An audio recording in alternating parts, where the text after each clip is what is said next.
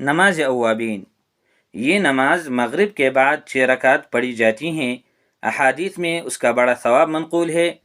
हज़रत अबू हुरैरा रज़ियल्लाहु ताला अन्हु से रिवायत हैं कि रसूलुल्लाह सल्लल्लाहु अलैहि वसल्लम ने फरमाया, जिसने मगरिब के बाद 6 रकात पढ़ी और उनके दरमियान कोई बुरी बात नहीं की तो उसे 12 साल की इबादत का सवाब मिलेगा।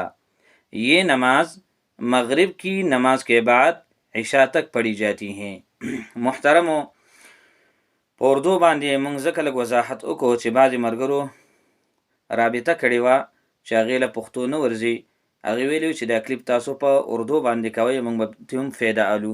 نو د دې وجې نه موږ په اردو باندې هم د دې کلیپ وضاحت وکړو.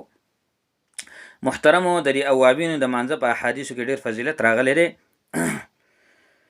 حضرت ابو هریره رضی الله تعالی عنه روایت دی، فرمایي چې نبی علیه الصلاة والسلام وفرمایل چا چې د ماښام مانځه نه وروستو د 6 رکاته وکړه او د دې په درمیان کې څه بده خبره ونه کړله، نو الله رب العزت به دته د 12 کالو د عبادت کولو ثواب ورکړي.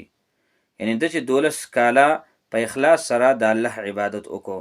بل حدیث کې راغلی دی چې الله رب العزت به دته ټول ګناهونه معاف کړي. او محترمو، د دې مانځه وخت چې کوم دی د ماښام د مانځه نه وروستو د 6 رکاته به دی کوي، تر ماسپښین مانځه پورې دی دا مونځ کولی شي. نو دا کلیپ مخکې شیر کوي چې نور مسلمانان هم د دې نه فایده والي او په خپل هم چې کوم دی په دې باندې عمل وکړو چې کله ماښام مونځ وشي هغې نه وروستو د 6 رکاته اوابین وکړو.